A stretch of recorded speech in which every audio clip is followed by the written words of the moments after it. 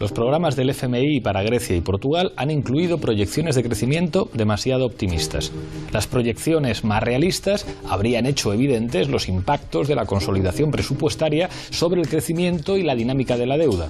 El peso del Eurogrupo ha sometido los juicios de los equipos técnicos del FMI a presiones políticas. Además, ha existido una enorme asimetría de la información en el Fondo Monetario Internacional, puesto que los directores representantes de los países de la zona euro pudieron acceder a informaciones que no estaban a disposición de otros. La Troika sacrificó a Grecia en una acción conjunta destinada a salvar el euro y los bancos del norte de Europa. Esto no lo dice un organismo sospechoso de izquierdismo. Esto forma parte de las conclusiones de un informe de la Oficina Independiente de Evaluación, OIE, sobre el Fondo Monetario Internacional y las crisis en Grecia, Portugal e Irlanda. Hoy hablamos de Grecia. Bienvenidos a Forte Apache.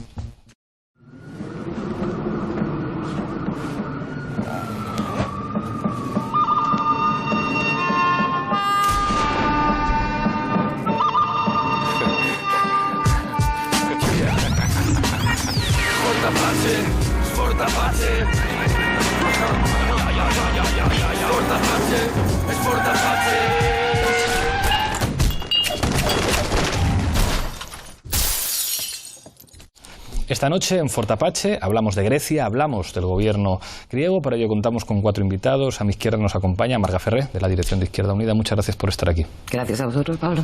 Jorge Bestringe, bienvenido una vez más a Forte Apache. Encantado de estar aquí. Miguel Urbán, eurodiputado de Podemos, bienvenido al programa. Gracias. Y vuelve al programa después de un tiempo Ramón Lobo, periodista. Gracias por estar aquí. Muchas gracias a vosotros. Enseguida empezamos a debatir, pero antes, como siempre, en Forte Apache, en el punto de mira. En Grecia, tras 6 años de rescate, los hechos son estos. Un 25% de disminución del Producto Interior Bruto, un 26% de tasa de paro, un 30% de empresas cerradas, más de 1 millón de despidos, un 38% de reducción salarial y un 45% de reducción de pensiones media. El país lleva un año sometido a un control de capitales y al mayor plan de privatizaciones del mundo.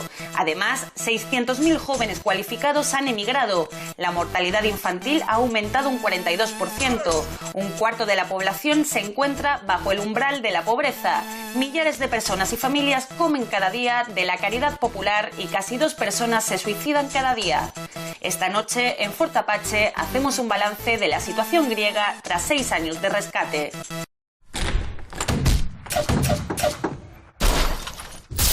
Empezamos como siempre en Forte Apache con la regla del minuto. Misma pregunta para los 4 invitados. Empiezo contigo, Marga. Valoración de estos año y medio, 2 años de gobierno de la izquierda. No voy a hacer una valoración del gobierno de la izquierda. Quiero hacer una valoración de lo que pasa en Grecia. Yo creo que es el reverso tenebroso de la Troika. Quiero decir, si hacemos un análisis del gobierno de izquierda, vamos a caer fácilmente en la crítica a un gobierno que yo creo que honestamente hace lo que puede, con todas las críticas que yo puedo hacer. Pero que el balance es el resultado más tenebroso de las políticas del Fondo Monetario Internacional, de la Comisión Europea y del Banco Central Europeo. Y creo sinceramente que vale la pena hacer eso, parar, pensar qué es lo que se ha hecho para cambiar completamente la situación, claro. Gracias, Marga. Jorge. A mí es que el caso griego me recuerda al caso de la URSS. El caso de la URSS, cuando llega el abominable Yeltsin con las recetas neoliberales y tal y cual, ¿no? Porque cuando habéis estado dando los datos de disminución de la producción, es que es muy parecido a lo que pasó. En la URSS se produjo un auténtico derrumbamiento del aparato productivo y que en la URSS no terminó hasta que llegó Putin y la reafirmación del Estado y de alguna forma mandar a los neoliberales un poco a hacer gárgaras o, en fin, o a que se calmen. Yo creo que el gobierno no hace lo que puede, el gobierno hace lo que hace bueno, lo que le deja. De acuerdo, sí, de acuerdo. Miguel. Justamente eso. Yo creo que lo que hay que definir es que ha habido 2 gobiernos de Syriza. Hubo un gobierno de Syriza desde enero del 2015 hasta el referéndum de Logia, hasta julio, hasta mediados de julio, en donde se plantea la primera gran batalla contra la Troika en Europa. Una batalla que yo creo que subestimaron las fuerzas de la Troika, el propio gobierno de Syriza, y el resto de los pueblos de Europa subestimaron la batalla que se estaba dando. Y después de eso ya no hemos tenido gobierno de Syriza. Lo que hemos tenido es claramente un país intervenido, un país que no tenía, no es que lo están haciendo lo mejor posible, no. No están ni siquiera pudiendo hacer lo mejor posible lo que está pasando. Estamos viendo un gobierno verdaderamente intervenido y un gobierno que es un aviso a navegantes. Weber, el portavoz del Parlamento Europeo, dijo... Terminó el debate de la Unión del año pasado diciendo, tome nota, Podemos tome nota, España. Claro. El ejemplo griego demuestra que no es posible un gobierno de izquierdas en Europa. Ramón. Creo que evidentemente no ha funcionado este año con las expectativas que teníamos, pero creo que hay que ir un poco más, como decías tú, a ampliar el foco. Creo que es un fracaso europeo. Es un fracaso, sin duda, del gobierno griego, de este y de los anteriores, pero yo creo que sobre todo es un fracaso europeo, que si lo unimos al Brexit, nos coloca en una Europa que no es la que queremos todos. Aquí hay algo a mí que me fascina y me preocupa, porque yo creo que todos estamos más o menos de acuerdo en que el gobierno griego lo intentó. Es decir, que no estamos ante un gobierno, o sea, que de alguna manera gobiernan los nuestros, lo intentan y ni siquiera les dejan aplicar un programa de mínimos. Y yo creo que, vamos, no mentimos si decimos que Grecia se ha convertido en un protectorado en el que el gobierno hace lo que le mandan. Pero claro, esto plantea un problema. Hace 2 años había una enorme ilusión en Europa con respecto a la posibilidad de que Syriza pudiera ganar las elecciones. Y había, digamos, muchas expectativas respecto a lo que podía implicar la batalla de todo un Estado y cómo se podían mover otros actores europeos. Nosotros entendíamos que un éxito del gobierno de Syriza podía facilitar que en España cambiaran algunas cosas y por el contrario, Grecia se ha convertido en el argumentario de nuestros adversarios para decir algo que refuerza la razón cínica. Es como si es que da igual, aunque ganéis las elecciones, aunque os vote la gente, da lo mismo, no se puede hacer nada. Y el ejemplo del referéndum es terrible. La gente vota una cosa y en lugar de que el resultado refuerce al gobierno para ir a la negociación, lo debilita, porque le dice, no, es que a lo mejor el plan de que te vayas lo tenemos nosotros. Claro, esto nos devuelve a un escenario de se puede, se pueden cambiar las cosas cuando una fuerza política que tiene otro planteamiento de cómo se tienen que hacer las cosas en Europa gana las elecciones. Es un caso específicamente griego, digamos, en otros países más fuertes económicamente la situación sería diferente.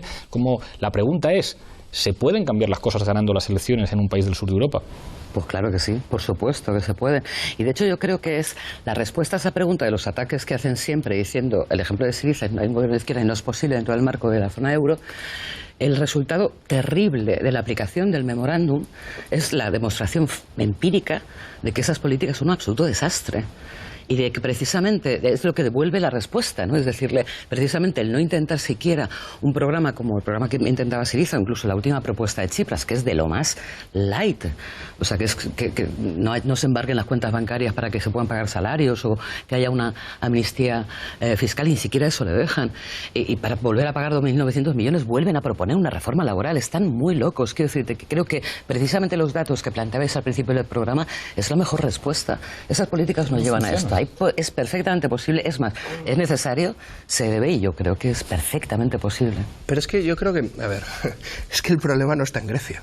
O sea, y eso es lo que nos debe de hacer ampliar el marco. Es un problema europeo y es un problema de la Unión Europea realmente existente. Yo he terminado justo el minuto diciendo las palabras de Weber.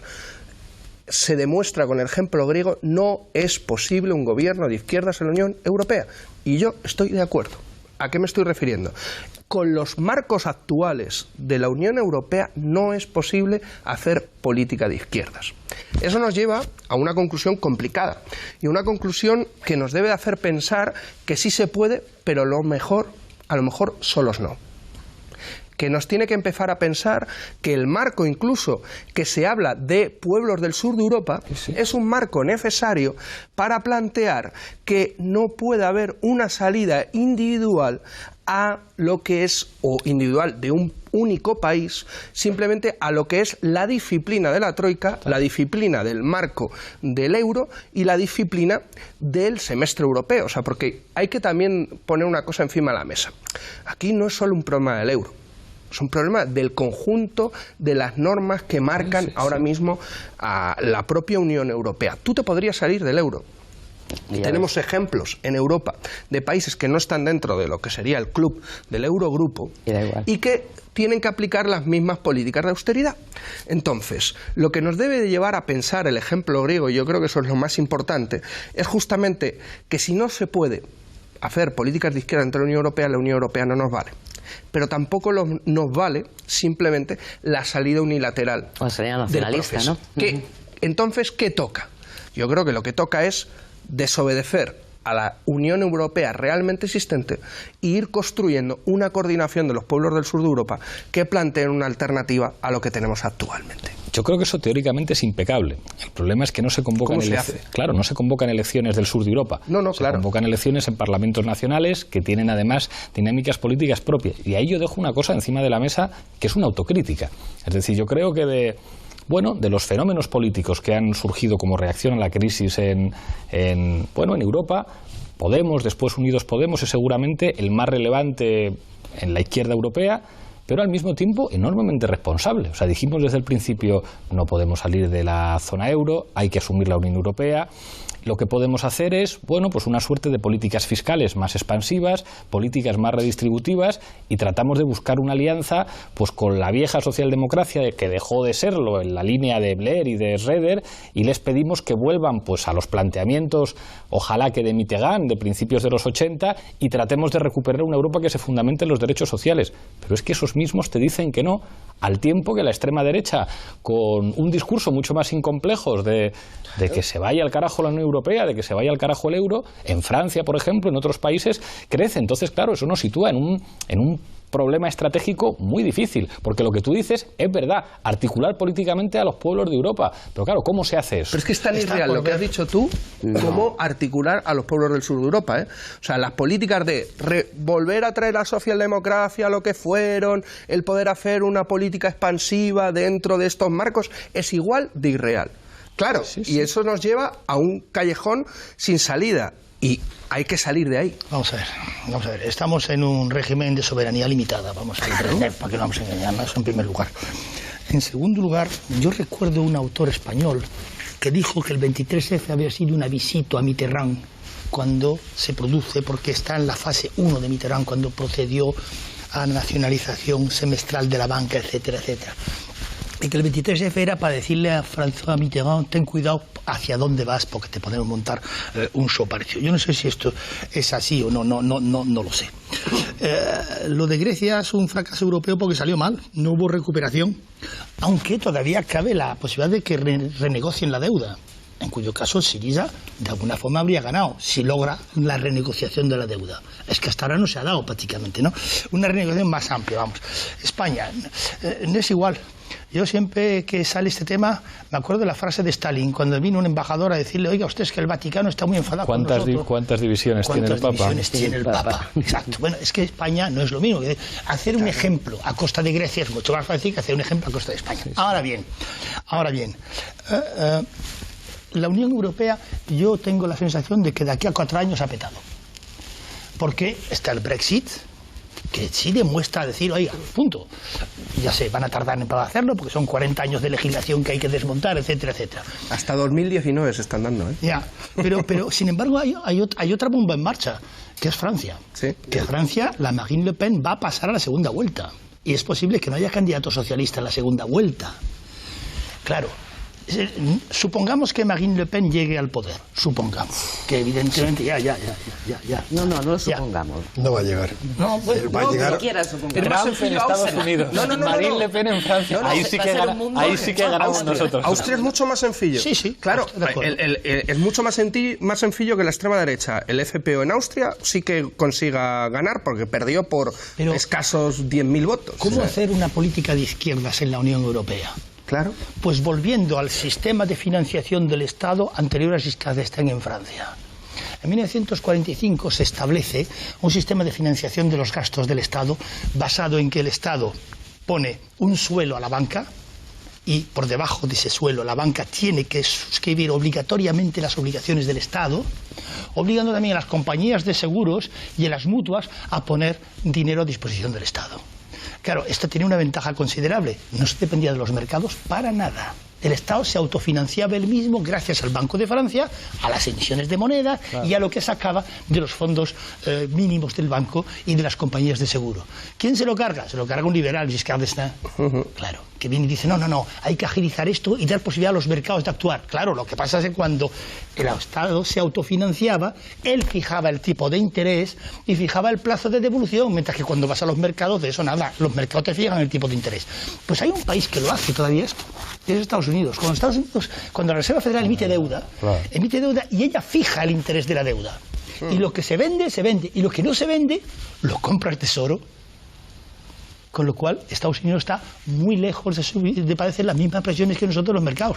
Eso, restablecer un sistema así, que luego si Marine Le Pen llega, vamos, en 24 horas ha vuelto ese sistema, porque era un sistema racional. No es tan sencillo, vamos, porque dentro del abrir un poco de marco euro no se puede. Ramón. El problema de Grecia es que, sobre todo, está Amanecer Dorado, que es el que va a ser el gran vencedor de toda esta crisis, y se va a sumar a todo este movimiento europeo de extrema derecha. Y después, en Grecia lo que hay es un sentimiento de cansancio, de humillación tremenda. En un país que la humillación es un sentimiento terrible, porque es un país que ya fue humillado por las divisiones nazis, se levantó, murió 1 millón de personas, luchó, y es un país que está acostumbrado a luchar, y ahora está laminado. La gente no quiere hablar ni de política. Es un país que habla de política en todos los sitios, como nosotros, en los bares se habla de política. Ya la gente no quiere hablar ni de política, le cansa la política. Entonces yo creo que, sobre todo, el gran fracaso que se está teniendo, o que estamos teniendo todos con Grecia, es que ni siquiera estamos siendo capaces de colocar el mensaje de que no ha funcionado la austeridad, que ha pasado de una deuda, creo que es del 120% del PIB antes de los 3 rescates, a 160 ahora, o 178. Sí, 178, o sea que no está funcionando. O sea, se está aplicando medicinas a un enfermo que no está curando al enfermo, está matando al enfermo. Y si hay alternativas. Y después otra cosa que habéis dicho antes, que has dicho tú en la introducción, que lo dice el FMI, es que el rescate ha sido a los bancos alemanes y franceses. Todo ese dinero que se ha dado a Grecia no va para Grecia, ni para los griegos, va para los bancos alemanes y los bancos franceses. Pero a ver, Marga. Y ellos son muy conscientes de eso. Por eso decía, volviendo a la pregunta, que es la gran pregunta, ¿es posible un gobierno de izquierdas al marco de la Unión Europea? Bueno, yo creo que lo que dice Miguel tiene razón. O sea, si te atiendes al marco estrictamente que existe, no va a ser posible hacer esas políticas. Pero también estoy de acuerdo con Jorge, la historia es muy dinámica y desde luego la estrategia que Syriza planteó al principio, que es decir, la forma de atacar a la Troika es ganemos en nuestros países y aliémonos los gobiernos más progresistas contra la Unión Europea, sigue siendo una fórmula viable. Hay otra, la creación de intentar crear un polo desde el sur ante austeridad. Tsipras convocó en septiembre una reunión de jefes de Estado de Italia, Chipre, Malta, Francia y Portugal. Poco se pudo avanzar, pero algo es algo. Quiere decir que la idea empieza a surgir o a hablar con mayúsculas en todo. Por cierto, fue el secretario de Estado de España, una cosa no sé qué pintaba ahí, pero en cualquier caso... Está invitado, Rajoy. Está invitado y habló, sí, está invitado Rajoy también. Ves el resultado final y no es nada del otro mundo, pero lo que sí es cierto es que propuestas como las que tú haces empiezan a sonar más razonables más allá del marco teórico en el que siempre nos hemos desenvuelto, ¿no? El marco de la Unión Europea, no sé, 4 años, pero evidentemente estalla desde dentro y estalla desde fuera. Yo creo que a nosotros lo que nos toca es ver la oportunidad, ver la cuña esa que siempre dice Monedero, para intentar meternos ahí. Y una de las cuñas, desde luego, debilidades que muestra el sistema es el fallo terrible del sufrimiento que genera en Grecia. Entonces, primero, solidaridad con el pueblo griego, o sea, no dejar tampoco que ocurra. Y en segundo lugar, intentar lo que dice él a 2 manos, es decir, ganar en nuestro país y crear un frente anti-austeridad desde el sur. Sturridge hablaba de volar el euro. Quiero decir que me niego al mito neoliberal de que no es posible la alternativa. Pero es y que... devolverle la pregunta a Weber diciéndole que sí, que por supuesto. Y que encima va a ser por encima de él y de sus políticas y con mucha chulería. Es que da la sensación de que no es posible la alternativa dentro de este marco, es aceptar que el marco está por encima de la voluntad de la gente. Y es precisamente eso lo que criticamos tú y yo, tú el primero. De eso se trata, de eso se trata, que el marco esté por encima de la gente. Claro, tengamos dudas sobre eso. O sea, es que justamente el ministro de Economía Schäuble alemán dijo directamente que no se pueden cambiar las reglas del juego en unas elecciones. O sea, lo digo para que también... Sí, pero en cambio, y eso lo dijo directamente, no se pueden cambiar las reglas del juego de la Unión Europea en unas elecciones. Con lo cual, evidentemente, el marco está por encima de las decisiones populares y el OGI lo deja nítido en ese sentido. Pero bueno, yo por ir a varios elementos. Primero, dar algunos datos sobre el tema de la deuda griega, que yo creo que es capital en todo este proceso y fue uno de los ejes de movilización y de negociación en el primer gobierno de Syriza. Hay un informe que yo recomiendo a todo el mundo, lo presentamos en Barcelona además con el relator de Naciones Unidas, Juan Pablo Borjoslaski, que dice que el memorándum, bueno, los dos primeros memorándum y el tercero son ilegales. Son ilegales dentro del derecho internacional porque atentan directamente a los derechos humanos en Grecia.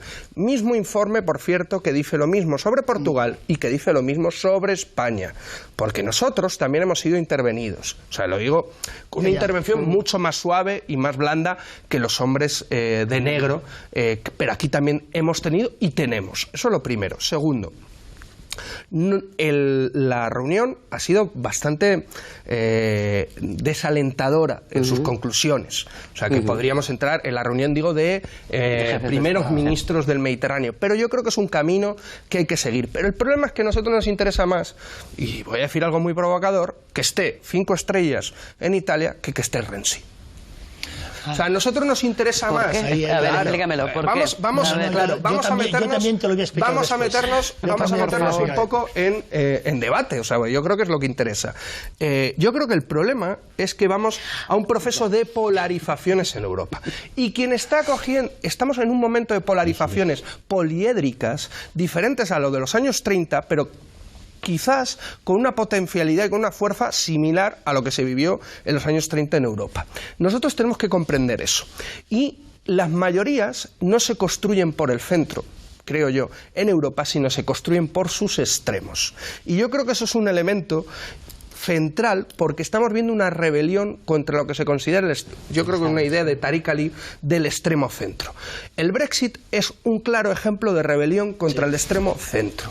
El OGI fue una rebelión de dignidad contra el extremo centro. Las votaciones que está habiendo con el FPO en Austria, con la extrema derecha, una rebelión contra el extremo centro. En Francia vamos a ver cómo mucha gente se va a rebelar contra el extremo centro y el bloque republicano, votando por desgracia a Marine Le Pen. Y o nosotros comprendemos que la disputa está ahí, o si no, no vamos a darle la vuelta a Europa. Y posturas como las que yo veo en mi grupo parlamentario en el GUE, de compañeros alemanes, sobre todo alemanes, y sobre todo alemanes y otros, dan una incomprensión total y brutal. Y eso demuestra, y con esto termino, que el desgaste a Merkel se esté mostrando por alternativa por Alemania y no por Die Linke. Y ese es el total. O sea, os dejo una cosa encima de la mesa. No, pero es que es sobre esto, o sea, no es como es sobre esto para que lo valoréis. También con la sensación de que en este programa, antes de que montáramos Podemos, discutíamos con más libertad, y cuando ya te puedes ver con responsabilidades de gobierno, es con lo que vas a decir. Más allá del debate sobre, digamos, cómo se construyen las mayorías, que yo creo que muchas veces es un debate terminológico, si por los extremos o por el centro, o si la centralidad, que yo creo que nunca fue el centro, pero de repente yo no hablo de dio centralidad, dos pasitos y de repente la centralidad se convirtió en la amabilidad, en la moderación y en la relación con el PSOE, pero eso es otro rollo. Pero yendo a lo concreto, que esto no nos daba miedo discutirlo hace 2 años, pero ahora sí, es como, ¿qué se podía haber hecho en Grecia? Bueno, pues en Grecia se podía haber dicho, tenemos un plan B, un plan B de impago organizado, de control de capitales y de impresión de una moneda paralela, y además a los antidisturbios preparados, porque si vas a montar una cosa así, tienes que tener a los antidisturbios preparados y a los militares preparados. Claro, esto en un debate aquí hace 2 años, yo lo digo sin ningún problema, cuando puedo tener que negociar un gobierno, esto asusta mucho más. Esto de momento a la extrema derecha no le asusta, pero yo creo que en los ámbitos nuestros de la izquierda europea todavía hay cosas que está muy bien para discutir en las universidades. Son tabús. Pero claro, pero que nadie se atreve a poner determinadas cuestiones porque es un tema muy serio poner una cuestión de estas encima de la mesa. A ver qué nos dicen los alcaldes del cambio. Pero eso fue el debate en Grecia. Yo no voy a formar gobierno. Entonces, como no voy a formar gobierno, permítanme, o sea, el Urbán me gustaba siempre, pero ahora me está encantando. Yo como viejo nacional bolchevique, encantado. Los trotskistas cuando evolucionan bien son majísimos, son geniales. Vamos a ver, has torcido el gesto cuando se ha planteado en la mesa la hipótesis, que probablemente no se vaya a dar, al menos esta vez, pero la siguiente no sé, de que Marine Le Pen llegue al poder. Pero cuando, cuidado, Él ha hablado de que son los extremos los que van a conformar las mayorías. Por otra parte, estamos diciendo es posible hacer una política de izquierdas. Vuelvo a mi nacional-bolchevismo originario. Es que es imposible hacer una política de izquierdas sin independencia nacional. Entonces, ¿cómo se están organizando las fuerzas políticas actualmente en Europa? En torno a soberanismo sí o Europa. Y ahí, querido, te vas a tener que sentar con la tal Maguín, te guste o no te guste. Representando a un país plurinacional, que Sí, esa sí. es como explica Sí. tú los intereses nacionales de España En Francia. en España. No, yo creo que ella, como yo vengo en parte de ahí, yo creo que ella te va a decir, oye, mira, en España tenéis este problema, allá ustedes, ¿qué le vamos a hacer? Aquí no tenemos ese problema. Cree ella que ahí no tienen ese problema, ¿no? Sí En que todo lo caso, tienen, ¿eh? Larvado, pero lo tienen. muy larvado, muy larvado. En todo caso, sería bueno tener que explicar en un momento determinado a la gente que no es posible que España sea el último país de la Unión Europea que vaya a aplicar los tratados literalmente, porque todo el mundo está en este momento diciendo que hay que renegociar los tratados. Pero mirad lo que ha dicho Juncker. Exactamente. ¿Qué ha dicho Juncker en el Estado de la Unión? El Pacto de Estabilidad. O sea, Ahora, hemos tenido justamente Estado de la Unión. Esta semana en Estrasburgo yo vengo de haber debatido allí y Juncker ha dicho el Pacto de Estabilidad... Pues eso depende del gobierno Claro, que haya. claro. O sea, El Pacto de Estabilidad vamos a dejarlo para quien se porte bien. Miguel, yo he hablado y con lo vamos Rajoy, a utilizar para quien se y porte cuando mal. le preguntas a Rajoy qué te dice Juncker, y Juncker te dice, bueno, ya sé que no puedes hacer gobierno y tal, te esperamos lo que haga falta. Claro. Es decir, si flexibilidad Pero, Miguel, con los suyos tienen toda Pero la que que lo ha haga dicho falta. abiertamente. Pero si es que los mismos que Pero te vuelve una lloraban mentira. el Brexit amenazaban a Grecia de expulsarles. O sea, ese cinismo es eso que lo llaman los eurócratas, ahora mismo que controlan esto, ese es es una parte del problema que tenemos. O sea, que no son medidas económicas, son medidas de disciplinamiento político. Varoufakis, comiendo con él, me decía, mira, a mí el que mejor me cayó de los ministros del Eurogrupo fue de Guindos. A todo Y le el digo, mundo le cae bien. claro, y le digo, pero ¿cómo? ¿De Guindos? Sí, Y pero me dice, no, de Guindos porque me pareció el más honrado. El más honrado de Guindos, imagínate el resto, ¿no? Y me dice, sí, y digo, ¿por qué? Y dice, porque me dijo, en marzo, cuando yo traje la primera propuesta y tal, me dijo, Yanis, muy buena propuesta. Yo creo que es impecable, incluso se podría aplicar y se podría hacer. Se podría pagar la deuda, no se tendría por qué recortar y se podría invertir más en temas sociales. Yo creo que es muy buena, pero vamos a votar que no. Vamos a decirte que no. Y le dice, ¿por qué? Y dice, porque Yanis, esto no es una cuestión de economía, es una cuestión política. Claro. Y si a ti te sale bien, yo tengo un problema. Pues claro, claro. Ese es el terrible drama griego. Grecia ha sido un espantapájaro para decir un ejemplo y por eso lo han humillado. Pero la pregunta que Y os por he eso lo han puesto humillado. encima de la mesa, solo tenemos todos claro que el problema con Grecia era político. ¿Podían haber hecho esto otro? ¿Podían haber dicho, joder, pero tomar esa decisión? Muy dura. Pero sí se puede. Y existía, si hubieras el plan podido, no existía. si hubieran Antes, podido. antes hubieran del podido. Brexit, difícil. Después del Brexit, puede. A lo Es que mejor, yo creo que mira, el Brexit lo que pone sobre la mesa es la cuestión política. Claro. La Unión Europea está mal diseñada, ha ido envejeciendo, no hay padres de fundadores ya, no hay nadie que, desde que se fue de Lors, no hay nadie que tenga ningún tipo de peso político como para decir quiero soñar por aquí. Y después, desde la creación del euro, el fracaso de Yugoslavia, mientras que nosotros estamos mirando para otro lado, creo que ha ido dejando una Unión Europea envejecida, como ha demostrado el Reino Unido. Ahora mismo tenemos una oportunidad de cambiar esas reglas de juego internas e ir a una Unión Europea más política que justifique un euro, si no, el euro no sirve para nada. Una Unión Europea con una serie de políticas comunes, sociales, de migración, de seguridad, o no tiene ningún sentido la Unión Europea. Pasará lo que dices tú. Si la Unión Europea se ha especializado en los últimos 10 años en no tomar ninguna decisión, en hacer cumbres que se resuelven en el minuto último a las 3, 4 de la mañana y aplazando todo a la siguiente cumbre. Ya eso no se puede seguir jugando a esto. Salvo en Grecia. Y Grecia entra dentro de esos temas. enseguida seguimos el debate, pero antes Zapin Apache. Grecia es un país que han elegido como cobaya a los dirigentes europeos de la austeridad más dura y más cruel. Y sus resultados, la verdad es que no se los deseo a nadie, a ningún otro pueblo de Europa le deseo lo que hemos pasado. Si el Eurogrupo ha aceptado prolongar 4 meses la ayuda a Grecia es porque en su última carta el gobierno de Syriza renuncia a muchas de sus promesas de campaña. Le haré una oferta que no rechazará. Si queremos salir de la crisis, tenemos que invertir en el crecimiento, en la cohesión social. Tenemos que poner fin a la austeridad. Las políticas de austeridad del gobierno griego de izquierda han generado una primera gran huelga en el país heleno. Miles de agricultores griegos vuelven a bloquear carreteras y autopistas del país en protesta contra la reforma fiscal y de pensiones que negocia el gobierno de Atenas con los acreedores. Primer gran pulso en las calles griegas al gobierno de Syriza por la reforma de las pensiones. He cotizado durante 35 años y no sé en qué quedará mi pensión y ni siquiera sé si recibiré alguna. El gobierno de Tsipras mantiene parte de sus medidas sociales, aunque asegura que tendrán un impacto neutro en los presupuestos. En realidad es un reconocimiento de que de momento no podrá dedicarles dinero. Existe la verdad y la verdad. Yo creo que el gobierno de Tsipras se le puede juzgar políticamente, pero no moralmente, ¿no?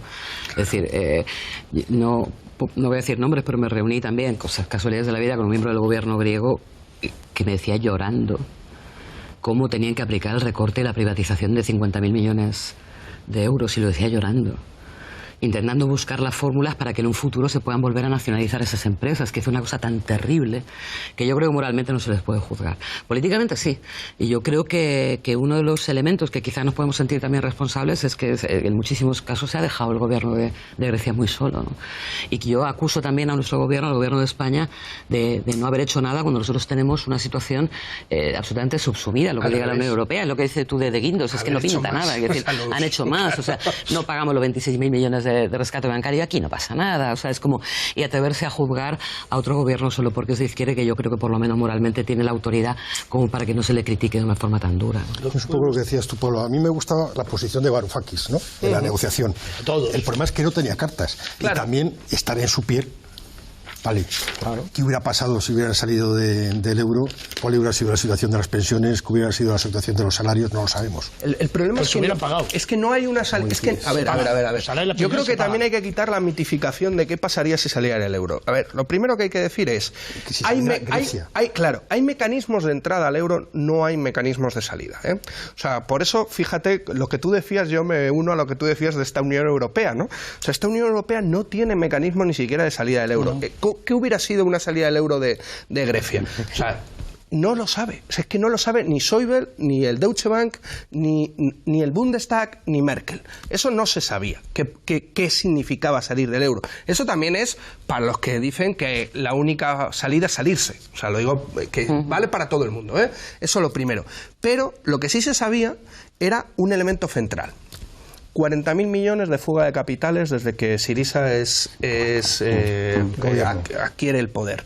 Nunca se aplicó control de capitales, que fue, yo creo, el primer problema de no ir con cartas a una mesa de negociación. No se aplicó el control de capitales. Un poco sí. O sea, no. O sea, al final, cuando el corralito. Claro. Se podría haber aplicado dentro del marco de la Unión Europea, porque la Unión Europea ya lo había hecho con Chipre y era posible. O sea, que legalmente se podía hacer. Segundo, nunca se amenazó con impago real de la deuda cuando se había hecho una auditoría que demostraba que más del 80% era ilegítima, odiosa, insostenible y demás. No hubo moratoria de pagos, que es otro elemento central. Se amenazó, se amagó, pero nunca se puso sin cartas. Se amenazó. Claro, sin cartas. Nunca se puso encima de la mesa el tema de la moratoria real. El problema es lo que estás diciendo, es que ese discurso antieuropeo se lo estamos dejando a la extrema derecha. Eso es, claro. El problema es que todavía se tiene que verificar que alguien desde un Estado puede plantear semejante desafío. Yo creo que Marine Le Pen desde el Estado francés sí, porque Francia es mucha Francia. Y tú desde un coche blindado también. No es ninguna tontería. Muy blindado, pero claro, en España, o sea, si hay que hacer algo duro desde el gobierno y lo hace la derecha sienta esa noche a Cebrián, a los señores de A3 Media, a las empresas del IBEX 35 y les dice, dadme margen que vamos a hacer una cosa dura. Si nosotros gobernando vamos a hacer una cosa dura, de repente tienes a buena parte del ejército, del aparato de la policía, a todos los medios de comunicación, a los medios de comunicación dándote caña también, porque como son de izquierdas te tienen que dar caña, o sea, nunca se pondrían a trabajar a favor de una medida de este tipo. Tienes a todo contra ti, absolutamente todo, y un sistema parlamentario en el que, como aseguras tú, una mayoría absoluta en el Congreso de los Diputados. Es muy difícil. Claro, un sistema presidencial como el francés, con un Estado que todavía es Estado y con una presidenta plenipotenciaria, aunque sea fascista, pueden hacer cosas. Pero mira Elogi. Yo creo que Elogi dio un 61% de razones para poder haber tenido margen, o sea, lo digo porque el OJI ganó en todas, yo te doy la razón en lo que has dicho, pero ganó en todas las circunscripciones, en todas, enarboló una dignidad griega que mejor, esa situación es inmejorable para intentar por lo menos mantener cuanto menos el solo una carta, pero es el pueblo detrás, algo es, vamos, mañana, pero que el problema es ese, cómo amenazas a un oso, una ardilla, te voy a pegar. Pero dale la vuelta al argumento, Pablo, siguiendo el argumento que tú dices y lo que ha dicho también Jorge. Tú lo has dicho antes. ¿Quién se atreve a hacer ese discurso, plantearlo y tomárselo casi en serio? ¿Le vamos a regalar a la extrema derecha que se enfrente al establishment de Bruselas con visos de seriedad? Sí, que yo creo que es lo que estamos haciendo. Fíjate lo que contaba Urbán. Claro, o sea, ¿cómo salimos un poco de ese bucle? A mí me pareció razonable la propuesta programática que hicimos por otro elemento, que no es Francia. España es un país bastante eurofílico, quiere decir, es muy... la población todavía no tiene esos niveles de crítica que podemos manejar aquí y es muy difícil. Siempre estaría el pueblo detrás. Nosotros de momento habría que hacer... exacto, hay que hacer todo el trabajo. Tú, o sea, para empezar aquí... Está aumentando, ¿eh? Es verdad, claro, pero para empezar aquí, para empezar, habría que haber llegado a un acuerdo con el Partido Socialista. Si el Partido Socialista llega a la extraña conclusión de que efectivamente tenemos razón y hay que hacer cosas serias, habría que enfrentar las situaciones internas del Partido Socialista y la nuestra. Que nos peleamos cuando en realidad no hay grandes razones para pelear. Imagínate la interna si de repente estás gobernando y la interna se fundamenta entre los que están de acuerdo con que el gobierno se tiene que endurecer más o que el gobierno tiene que ser más amable. Eso... y con todo el enemigo afilando las navajas. Por eso el referéndum de un 60% cierra filas. A eso me estoy refiriendo justamente. El día del referéndum. No. Después... Mira el día después cómo va Tsipras y se reúne con el resto de los partidos que están, vamos. Sí, el día después.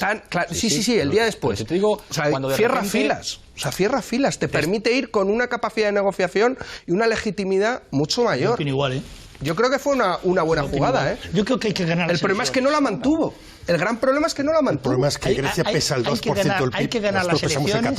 Hay que ganar las elecciones y después confiar en el pueblo. Y ir al pueblo directamente por la televisión y decirle, oiga, esto es lo que hay y esto es lo que tenemos que hacer. Y hacer procesos de autoorganización popular. Vale, yo creo que eso es muy importante. Claro que sí.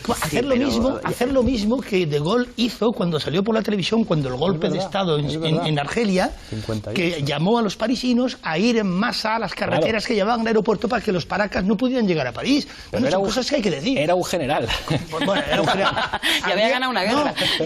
Bueno, que De Gaulle ha ganado una guerra. Bueno, vale, no ganó ninguna. No, por eso ¿No te sientes más capaz que Adolfo Suárez, que no tuvo el valor de decir qué estaba pasando? Y bastante valor tuvo, o sea, que es como el otro día pero hubiera podido decir, Parlamento, oiga, cuando va a pasar dije lo de Suárez, que dije, y fue presidente hasta que le dejaron de apoyar y empezó a pensar con su propia cabeza, hubo algún estúpido que dijo, a crítica a Suárez. Es como si creo que ha sido lo mejor que se ha dicho de Suárez en mucho tiempo. Es decir, que a Suárez, cuando le dejan de apoyar el rey y el establishment, empieza a pensar con su propia cabeza, hace cosas raras, como que se junta con Arafat, quiere meter a España en los no alineados. Cosas raras, no, cosas muy majas. Cosas muy majas, pero raras. Pensando incluso en hacer la bomba, o sea que... Total. Raras para ser Suárez. Y se lo cargaron con un golpe de Estado. Y después del golpe de Estado, de haberle echado unas narices en el golpe de Estado, que dice, oye, después de lo que demostré aquí, de todas estas ratas agachadas, y yo aquí de pie con Gutiérrez Mellado, sigo de presidente. Es que, ¿no? Solo hubo tres. Es que el odio que le tenemos al franquismo, es que el odio que le tenemos al franquismo, que es un odio justificado, a veces nos hace perder de vista que había franquistas soberanistas, cuidado. Sí.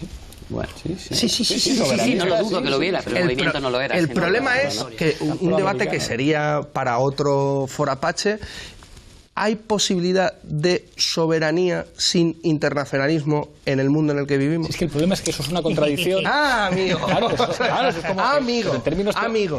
Como no hay posibilidad de soberanía sin llegar a un acuerdo, al menos de una confederación. Como la revolución permanente. Lo que pasa es que al final los procesos políticos se dan en estados. Entonces, claro que en términos teóricos se puede hacer una cosa en un solo país, es que ni en el 17. Por cierto. Pero ¿dónde te puedes, te organizas en tus partidos hay palancas por estados, te presentas a elecciones que se convocan en tu país y de repente te ves con eso, con unos cuantos diputados. Es muy difícil. No, sí, pero lo que te obligas a salir de un debate fácil. Que es muy difícil. Suma un incremento de la extrema derecha con Donald Trump en Estados Unidos. Pero, Ramón, pero es que eso en política exterior habría que ver, porque es verdad que Donald Trump es de extrema derecha, pero que en política exterior Donald Trump sería más intervencionista que Clinton. Menos intervencionista que Clinton.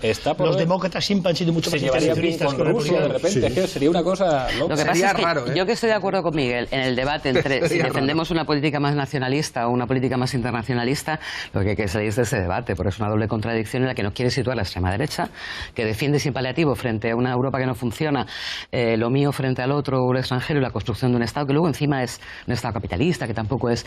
Frente a eso tampoco defiende una salida estatista, pero yo creo que es un reto decir, bueno, vamos a avanzar un poco más, no nos quedemos en el debate en que nos sitúa la extrema derecha tan fácilmente de o eres un patriota o eres un entregado a Bruselas. O sea, esto es un poco más complicado. En España es posible darla, porque además es cierto. Por Podemos. Pero es posible darla también por acordarnos del franquismo y del nacionalismo. Este país no quiere ser un país aislado. Y tengo muy claro que la mayoría de la población, mira, cuando salía a votar la Constitución Europea, que era una burrada, solo el 11% votamos en contra, porque no había manera de hacerle entender a la gente que una Constitución Europea era un horror. Para ellos era un bien en sí. Y es la cultura española que hemos tenido de la transición. Y en esa transición, esa parte es con la que tenemos que trabajar. No solo era por eso. Yo también voté que sí, porque pensé por cuestión de agradecimiento. Es decir, tal fue la lluvia de pasta que cayó de España. Sí, mucha. Que, hombre, bueno, o sea, hubiera sido un poco fuerte, o sea, con lo que representaron los fondos de cohesión y la promesa de Europa, de ser europeo, Grecia, Portugal, España, claro, o sea, es que Grecia se montó unas Olimpiadas, igual que España, ¿os acordáis del 92? La exposición universal. Quiero decirte que tenemos un país que no tiene vocación de autarquía en absoluto, entonces bueno, es un elemento con el que tenemos que trabajar y es bueno en ese sentido. Las tensiones nacionales, o sea, si tú le preguntas a los vascos independentistas y a los catalanes independentistas, todos se van de Europa, todos dicen, no, yo en la Unión Europea y en el euro. No, claro. La CUP no. Bueno, claro. Pero Bildu sí. Bueno, pero depende de qué sector. No. De todas formas, ahí creo que tienen un acuerdo. De todas formas, mal no vamos, porque te miro a ti porque probablemente tú estabas ahí. Yo estaba escuchando por la SER la retransmisión de una parte del discurso de Juncker y me dio la sensación de que el mayor aplauso que obtuvo fue cuando dijo que Europa sería una Europa de los estados nacionales. Al principio lo dijo. No exacta. De hecho hizo un discurso muy federalista, Juncker, y atacó justamente lo corto de mira de los Estados-nación. Y de hecho es lo que tiene más aplausos normalmente en el Parlamento Europeo, atacar la idea de una coordinación de Estados-nación, ¿no? Que es al final lo que Juncker decía. La Unión Europea no puede seguir siendo una coordinación de Estados-nación. Tiene que ir hacia un modelo más federalista. Que el problema es que lo daba sin sustanciar qué es eso. O sea, qué es una Europa más federalista. Y una Europa más federalista ¿para hacer el qué? El problema para un internacionalista, yo me considero un internacionalista, es que ahora mismo ceder soberanía a la Unión Europea significa ceder democracia. Y eso es un problema. No tenga ninguna duda. Y eso es un problema. No tenga ninguna duda. Eso es un gran problema. Es que la democracia solamente es realizable dentro de un marco nacional. No, y con personas, dentro. Y con personas dentro y con fronteras. Y ver... ¿La democracia qué es? La democracia consiste en decir, vamos a ver, aquí hay una línea, aquí hay un pueblo, allá hay otro pueblo. La línea permite a este pueblo decidir sobre sí mismo sin que aquel decida por mí. Claro. Por tanto, democracia y fronteras son consustanciales. Pero también podemos decidir que quitar sin la esa frontera línea, y hacer una única. Bueno, pero haces otra frontera después. Claro. Eso, entonces te quedas, o te quedas en un lado o te quedas en otro. Podemos confiar en que Estados Unidos algún día lo logre. Sí, claro. Me pego un tiro aquí mismo, claro. No. La Unión Europea estaríamos peor. Políticamente estaríamos peor y seguramente algunas guerras como la de Yugoslavia hubieran acabado peor para todos. Pero sin duda ahora es un traje que se ha quedado pequeño. Eso es. Y es un traje que necesita un cambio. Yo no estoy en contra de la Unión Europea, al revés, estoy completamente a favor. Y lo que quiero es más Europa, quiero pasaporte europeo. Y lo que hemos empezado con el euro es una casa por el tejado, sin que estuviera protegida, porque siempre ha funcionado la Unión Europea que todo va a ir muy bien. Y si todo va mal, ¿cuáles son las herramientas para defenderlo? Es que la Unión no había Europea, herramientas para defender el euro. Es que la Unión Europea es la ley por encima del pueblo. En este eso momento, no lo puedo aceptar. La ley por encima del pueblo, no, es el pueblo el que dicta la ley. En este momento hay que volver a hacer la tiene que Revolución haber Francesa. pueblo ¿o dentro de la qué? Unión Europea. El Parlamento Europeo debe tener mucho más peso. Ese es el problema. El problema es que alguna gente dice, no, es que hay que reformar la Unión Europea, ¿no? Yo creo que es un debate, hay que democratizar la Unión Europea. Claro, pero ¿cómo le metes tú el diente? Lo digo por cosas irrealizables, ¿no? Porque a la democratización de la Unión Europea. Mira, lo único que se elige de forma directa somos, en este caso, las personas que estamos en el Parlamento Europeo. Sí. De forma directa, con sufragio. Es lo único, es lo que menos poder tiene de las instituciones europeas. De hecho, de una forma simbólica terrible. Mira, me quejaba... Es que nadie sabe nada. O sea, es que en España se conoció el Parlamento Europeo cuando llegamos nosotros. Es decir, antes... Mira, antes, ¿sabes para qué servía? Para mandar un banco clásico de ir a la vara. He mandado yo unos cuantos. Yo recuerdo, pero una anécdota, y ahora te dejo. Yo recuerdo un debate en televisión de esas elecciones europeas en las que tú saliste eurodiputado, que los candidatos de otros partidos, del PP y del PSOE, ni siquiera se sabían quiénes eran los comisarios, ni siquiera sabían cuántos comisarios habían. No, o sea, era una cosa, pero eran candidatos, que era van los desechos de los partidos, aquí en España por lo menos, yo no sé en el resto de los países, pero aquí van o los desechos o los elefantes, ¿no? Dice la pata para arriba. Tienes que tener lejos, como los corresponsales en los periódicos. Pagados, el que es rival tuyo lo mandas a Washington. Y el problema, yo me acuerdo una última polémica que tuve justamente defendiendo a Pablo de unas declaraciones que hizo ante un diputado de Convergencia, ¿no? Que me decía, Tremosa. Sí, el Tremosa, que me decía, qué vergüenza y tal, que Pablo se tiene que informar mejor porque ha dicho que el Banco Central Europeo no tiene control. ¿No? No hay control democrático sobre el Banco Central Europeo. Y me viene y me dice, y le digo, ¿por qué se tiene que informar mejor? Yo estoy de acuerdo, Tremosa. Y me dice, tú y yo somos de la Comisión de Economía y hemos tenido a Draghi para poder controlarle. Y digo, ¿cómo? ¿Cómo que poder preguntarle 2 minutos al señor Draghi y él poder responderte o no? Eso es control parlamentario al Banco Central Europeo, control ciudadano. Es digo, a lo mejor es que tenemos conceptos del control muy diferentes. Por cierto, cuando hicisteis las preguntas, ¿estaban grabando las cámaras? Sí, o sea, con Draghi, o sea, en eso es verdad que la transparencia que hay en el Banco, en el Parlamento Europeo, más quisiéramos en cualquiera de las instituciones españolas. Pero eso es como verdad. una rueda de prensa. O sea, es como los eurodiputados preguntando como si fueran periodistas. Eso es. Básicamente... Para las cosas serias, como lo del el famoso el TTIP, para eso a los que entraban a verlo, eso sí que no podían entrar con móviles ni... Nada, y todo cerrado y tal. Pero, por ejemplo, con Draghi yo he tenido ya 3 careos que los llaman directamente así, y eso como si tú fueras un poco un periodista, y al final él te puede responder o no te puede responder. O sea, directamente. Nosotros le preguntamos si había dado orden, por ejemplo, de la no compra de bonos a los bancos griegos, de bonos de deuda griega, que es lo primero que intentó hacer para financiarse justamente Varoufakis, el intentar que los bancos griegos le compraran bonos. Y el tío miró hacia otro lado y dijo, siguiente pregunta. Ya está. No tiene vergüenza. Sin embargo, esa pregunta era clave. O, por ejemplo, no, y la otra pregunta clave que le hemos hecho y no han respondido, y esperemos que respondan por escrito, es que parece ser que el Banco Central, y esto volvemos a Grecia otra vez, el Banco Central el europeo pidió un estudio si era jurídicamente legal lo que estaban haciendo con Grecia de no dar financiación y que generó el corralito, no cumplir el ELA. Y parece ser que el informe decía que no era legal. ¿Qué hicieron?